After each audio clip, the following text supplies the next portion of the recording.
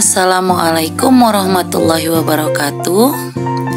Saya Eka Sapridayani, calon guru penggerak Angkatan 9, akan menyebarkan aksi nyata budaya positif yang telah saya laksanakan di dalam kelas. Dan saat ini saya menyebarkan budaya positif tersebut kepada teman sejawat di UPT SDN 015 Sumbersari. Berikut adalah kegiatan-kegiatan yang kami laksanakan pada kegiatan kali ini. Berikut ini adalah PPT yang saya gunakan pada saat saya menyebarkan atau penyebaran budaya positif kepada teman-teman sejawat di sekolah. Widayani, calon guru penggerak dari SDN 015 Sumbersari, Angkatan 9. Sekolah kita harus sudah punya dan menyebarkan penyebaran budaya-budaya positif yang sebenarnya kita semua sudah lakukan, tapi kita sebetulnya sudah menyadari, cuman belum kita tahu apa yang belum dipahami gitu, Bapak Ibu. Di sini adalah kegiatan kita hari ini. Alurnya pertama itu adalah doa. Jadi di sini saya minta kesediaan dari Bapak Ibu guru yang bersedia untuk membuka kegiatan kita pada hari ini. Baiklah, sebelum kita mulai kegiatan kita pada hari ini, Bapak Ibu, marilah kita berdoa kepada Allah Subhanahu Wa Taala agar kegiatan kita dapat berjalan dengan lancar. Amin amin ya rabbal alamin.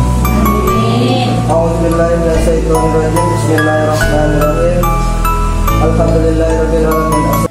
Kami pun berdoa bersama dengan harapan kegiatan kali ini dapat berjalan dengan lancar tanpa satu hambatan apapun. Assalamualaikum warahmatullahi wabarakatuh. Waalaikumsalam warahmatullahi wabarakatuh. Terima kasih kita ucapkan kepada Bapak kami yang telah mau membuka dengan doa kegiatan kita pada pagi hari ini. Di sini kita telah melihat susunan kegiatan kita hari ini. Yang pertama doa sudah dibuka dan dibawakan oleh Bapak kami. Kemudian alur yang kedua kita adalah membuat kesepakatan kegiatan.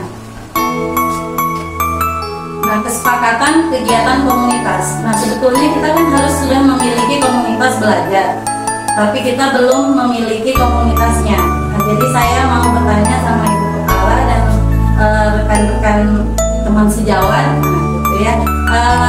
Apakah kita membentuk komunitas praktisi kita hari ini atau di lain waktu saja? Tak lupa juga di kegiatan ini saya bersama rekan sejawat dan kepala sekolah membentuk komunitas praktis yang belum pernah kami miliki. Sepakat dulu kita sama ini. Belajar untuk disiplin waktu, usahakan bisa, terutama pada diri saya sendiri.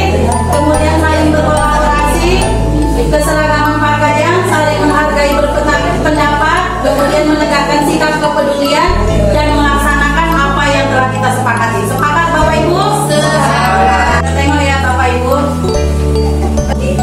Akan berarti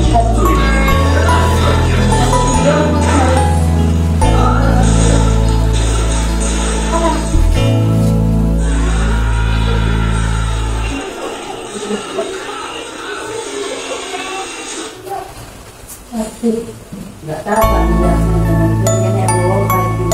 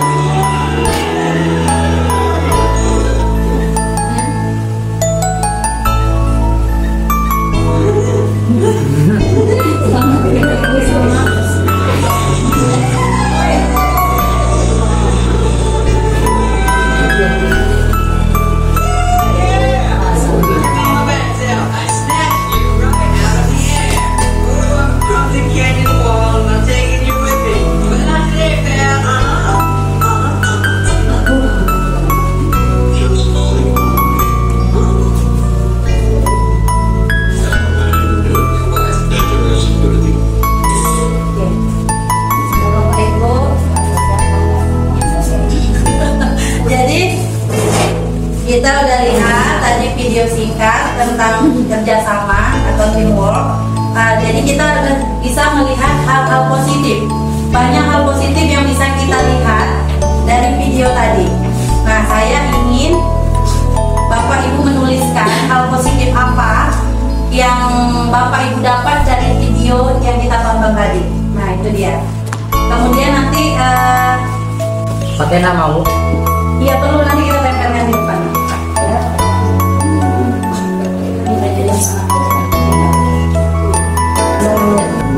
Sudah Bapak Ibu? Oke, sekarang saya minta kepada ibu-ibu atau bapak-bapak yang bersedia untuk membacakan hasil dari apa yang kita tuangkan. Hal positif apa yang kita dapat tadi dan yang kita tuangkan di dalam kertas kecil ini, gitu loh. Bu, atau baca masing-masing? Adik baca dulu Bu, nanti kalau kita tempelkan sini kita foto. Namanya? Iya. Ya, itu nggak apa-apa sih. Ini aja lah ya. Kita sepakat dari mana nih? Dari Pak Peri. Baca dulu Pak Peri. Kerjasama. Lanjut, Bu Ica.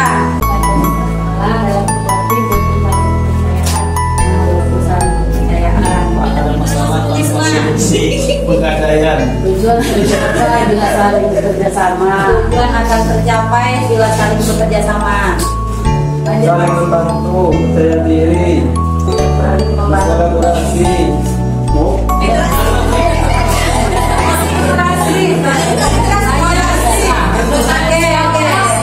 Nggak apa-apa, itu kan nggak apa-apa.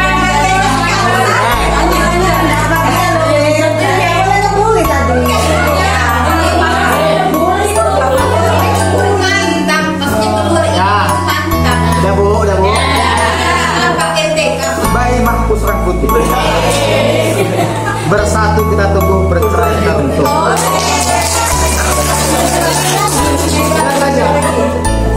Kerjasama dan harus percaya diri.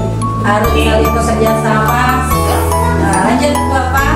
Tidak boleh sepele dengan orang lain. Tidak boleh sepele yang lanjut. Tetap semangat. Bekerja sama tetap semangat. 15 bisa. Jangan menyerah. Saling membantu, jangan mudah menyerah dan tidak putus asa. Lanjut. Ibu yang sepatu baru. Itu kulit.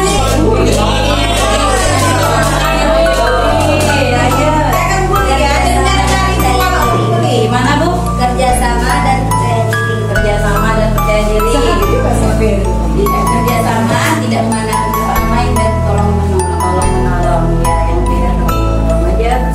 Setiap kita memiliki dan selalu bernilai positif. Oke, beda sendiri. Lanjut.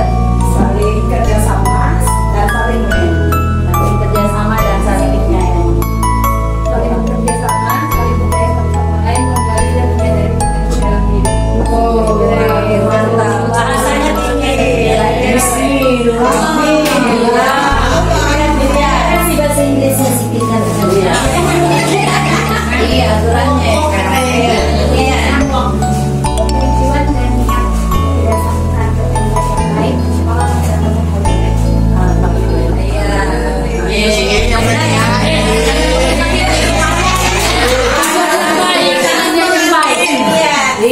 Sama bersatu untuk keselamatan. Bekerjasama dan bersatu untuk keselamatan. Saling menolong, bekerjasama, tidak memandang orang lain dan saling percaya. Dan satu percaya. Oke, bagus. Lanjut. Generasi Yang apa itu niat dan saya udah dirangkum nih semua, semuanya ada. Profesionalisme penting, berpikir positif, saling tolong menyolong, yakin dengan kemampuan teman, bahwasannya setiap orang punya kelebihan masing-masing. Saling percaya bahwasannya orang itu mampu, bahwasannya kita bisa, kayak gitu. Saling percaya, tidak menyepelekan orang lain, percaya diri dan tidak mudah menyerah. Kamu hebat, saya hebat, semua hebat. Tapi jangan dulu.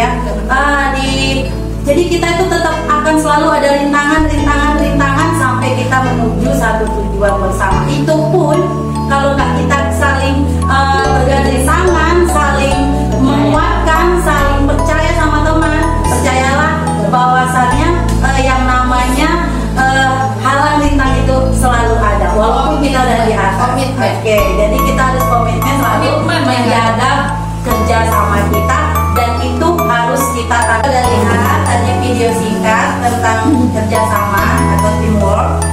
Jadi kita bisa melihat hal-hal positif, banyak hal positif yang bisa kita lihat dari video tadi.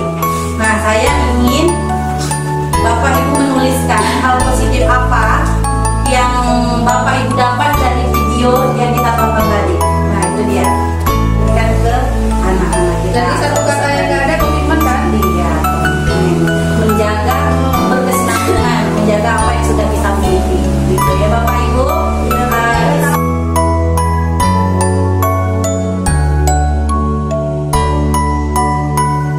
Selanjutnya, saya pun meminta kepada Bapak Ibu guru untuk bersedia maju ke depan, menempelkan tulisan hal-hal positif yang telah mereka tulis tadi di dalam notepad.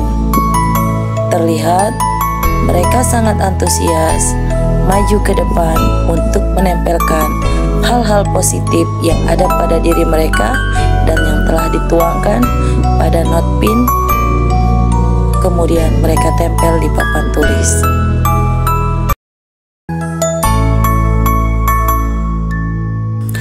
Setelah Bapak Ibu guru maju ke depan satu persatu untuk menempelkan hal-hal positif yang telah mereka tuliskan tadi, tak lupa pula saya pun mendokumentasikan kegiatan ini dengan berfoto bersama guru-guru. Setelah kegiatan dokumentasi selesai, saya pun melanjutkan kegiatan dengan memberikan pertanyaan pemantik kepada Bapak Ibu guru semuanya. Dan alhamdulillah Bapak Ibu guru semuanya bersedia untuk menjawab satu persatu pertanyaan pemantik yang saya sediakan. Ada 4. Diawali yang menjawab pertanyaan pemantik ini dari Miss Mila yang merupakan guru bahasa Inggris. Dilanjutkan, yang menjawab pertanyaan pemantik kedua adalah Ibu Selmi Dongoran. Setelah Ibu Selmi Dongoran memberikan jawaban dari pertanyaan pemantik yang telah disediakan, dilanjut dengan yang menjawab pertanyaan pemantik, yaitu bapak-bapak yang bernama Bapak Mahfuz dan Bapak Ferry. Kita apa yang terasa keluarkan aja, tak apa-apa. Semua yang kita ucapkan itu benar kok Bapak Ibu. Assalamualaikum warahmatullahi wabarakatuh. Perkenalkan Bu, Pak, nama saya Mahfuz Ramputi. Saya mengajar di kelas 5. Kemudian apa itu pembelajaran terpusat pada murid? Nah, kalau menurut saya, seperti kita ketahui bersama kan, peserta didik itu pasti memiliki karakter dan kemampuannya yang berbeda-beda.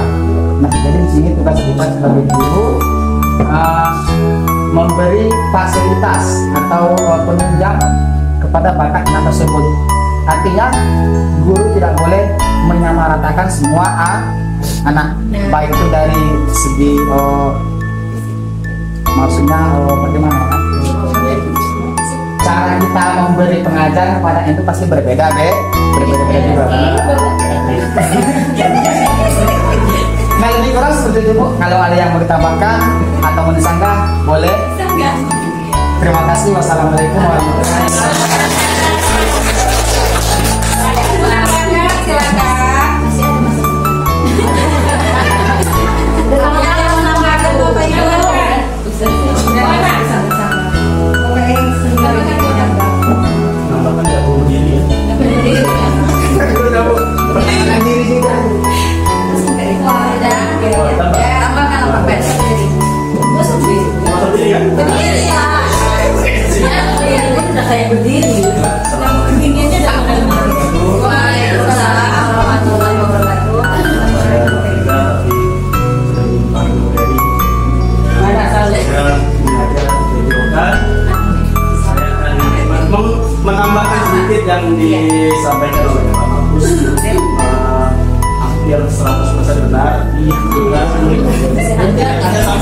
sedikit, bukan anak aja yang harus difasilitasi, tapi kita juga harus memfasilitasi diri untuk mau mencoba. Kebanyakan kita hanya mau diam dan memberikan. Ya, kalau anak mencoba bisa memfasilitasi, tapi guru tidak bisa mencontohkan, sama saya. Kita pun harus terjun ke dalamnya supaya kita tidak perlu pakai orang lain lagi keluar. Nah, kita sendiri, guru yang di dalam ini bisa ya cemplung lah, kecocokan.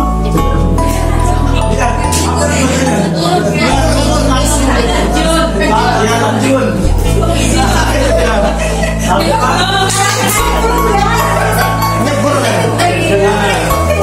Harus kita lagi memang orang luar butuh, tapi setidaknya kita pun harus juga ya kayak drum band misalnya, kita kan nggak ngerti nih, tapi kita belajar karena drum band itu mahal biayanya, gajinya aja mahal, minta ampun gitu. Seperti yang lain-lain itu seperti itulah. Jadi kalau tidak dengan keinginan yang lain, maksudnya dengan yang di luar saja, yang di dalam pun butuh, kayak mata pelajaran yang lain pun itu sebenarnya butuh juga. Tidak dengan ekstrakurikuler aja, tapi pembelajaran yang lain pun butuh, karena kita supaya bakat anak kita itu dari akademik dan non akademik itu semuanya muncul dari sekolah kita ini. Terima kasih. Assalamualaikum.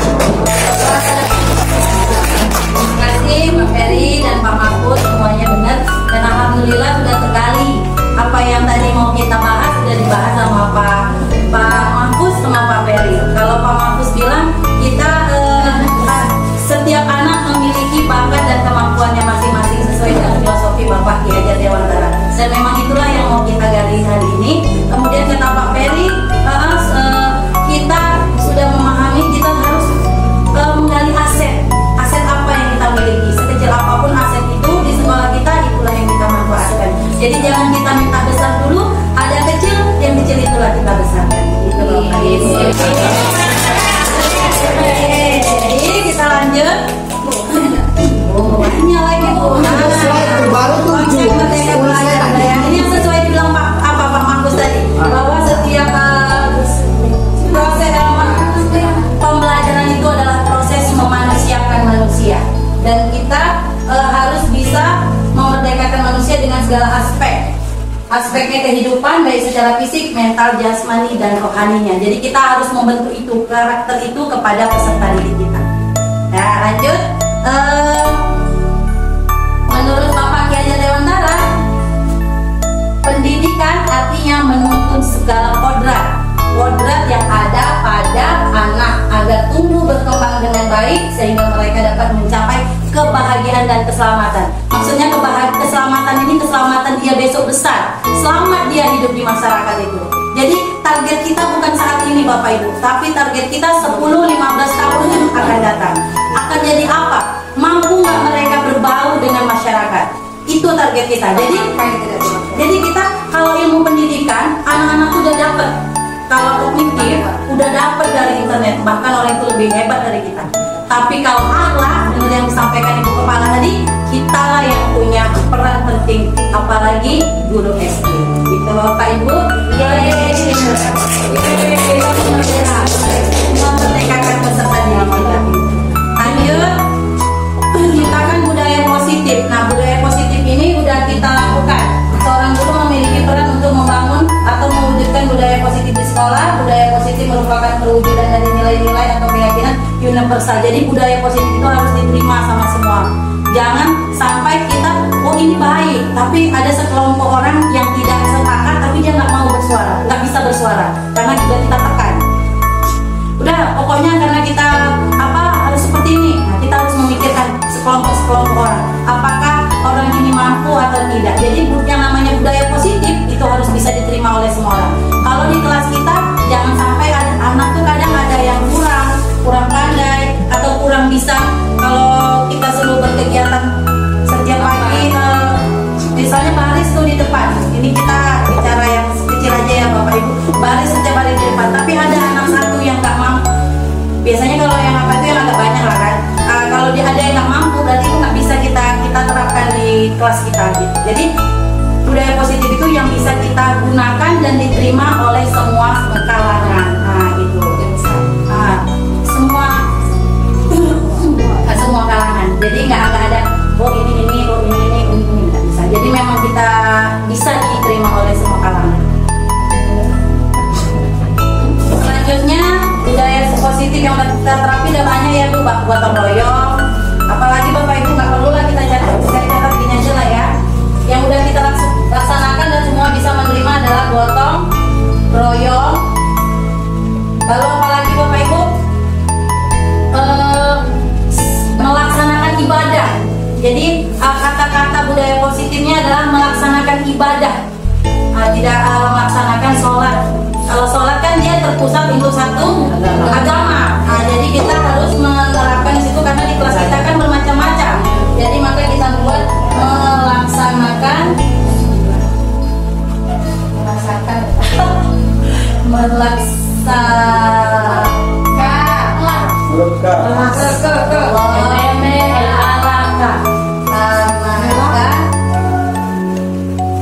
ibadah sesuai agama dan kepercayaan masing-masing. Itulah contohnya. Dan ini semua sudah kita terapkan di sekolah kita. Nah, berarti kita tinggal menebalkan lagi kegiatan-kegiatan ini kepada peserta didik kita. Nah, lanjut ya Bapak Ibu. Harusnya kita gali semua budaya positif apa yang udah ada di sekolah kita, cuma karena waktu. Jadi kita lanjut. Nah, ini kesepakatan kelas yang ada di belakang. Ini saya tunjukkan budaya positif dan ini kesepakatan yang sama keyakinan. Nah, kalau di sini hadir sekolah tepat waktu, memang hampir sama Bapak Ibu, tapi yang di keyakinan kelas ini dia lebih memunculkan nilainya. Ini ada bertanggung jawab, bersikap jujur, baru bersikap tenang, baru sopan, baru ada lagi hidup rukun, tolong menolong. Nah, kita munculkan di situ apa nilai-nilai positifnya. Itu kalau untuk di keyakinan kelas. Nah, itu. Lanjut, Wija.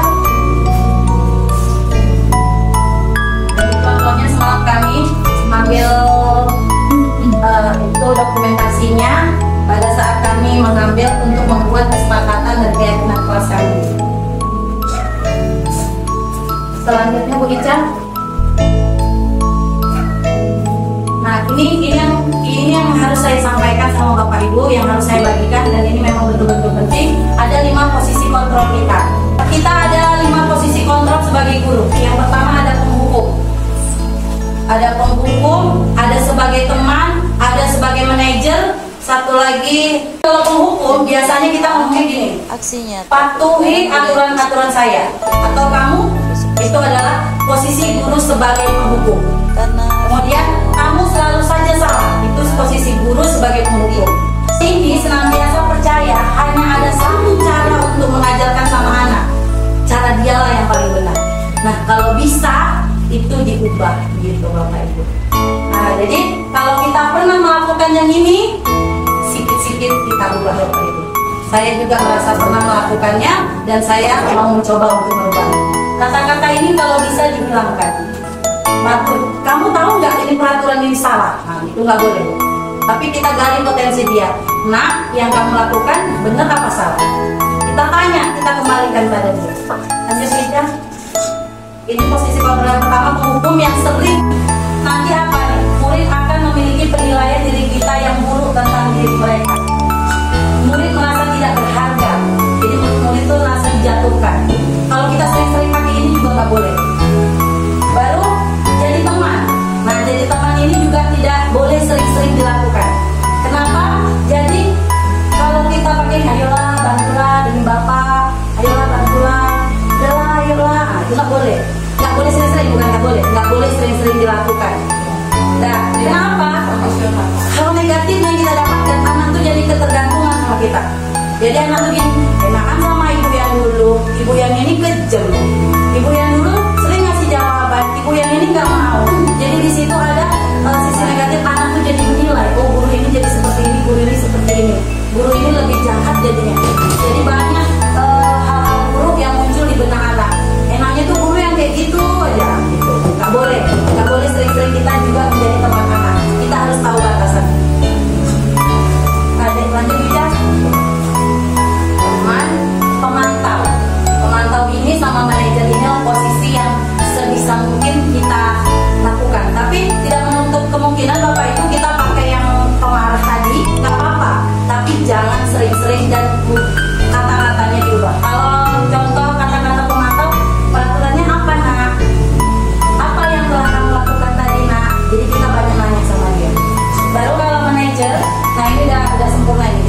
gunakan yang sebagai teman, sebagai pemarah tadi, pemantau, sama satu lagi apa tadi? Pemarah, pemantau, penghukum, salah saya, penghukum, penghukum, perempuan merasa bersalah, teman, baru yang tadi, pemantau dan manajer. Nanti kalau kita udah paham yang keempat tadi, oh ini kata-kata perempuan merasa bersalah, oh ini kata-kata penghukum, nanti kita bisa masuk ke manajer. Nanti ujung-ujungnya kita diminta ke sini. Nah, jadi kalau kita marah sama anak, kalau kita ingin membuat anak berubah, pakailah kata-kata pemantau ini. Jadi apa yang kamu mau lakukan? Jadi apa yang sebaiknya kamu lakukan untuk memperbaiki? Jangan kita ngasih solusi, tapi dia cari solusi sendiri atas kesalahan. Ya lanjut Bu Ica. Maaf ya Bapak Ibu, saya nggak pakai breaking karena memang nggak sempat waktunya kan. Nah ini ada refleksi, berarti kerja kita udah mau siap Bapak Ibu, dari sampai di penghujung. Nah refleksi ini adalah hasil apa yang kita rasakan dari hasil kegiatan hari ini. Nah saya minta jangan gantian kita ngomongnya lagi Bapak Ibu. Nah kita jawab yang empat ini dari Bapak Ibu lagi.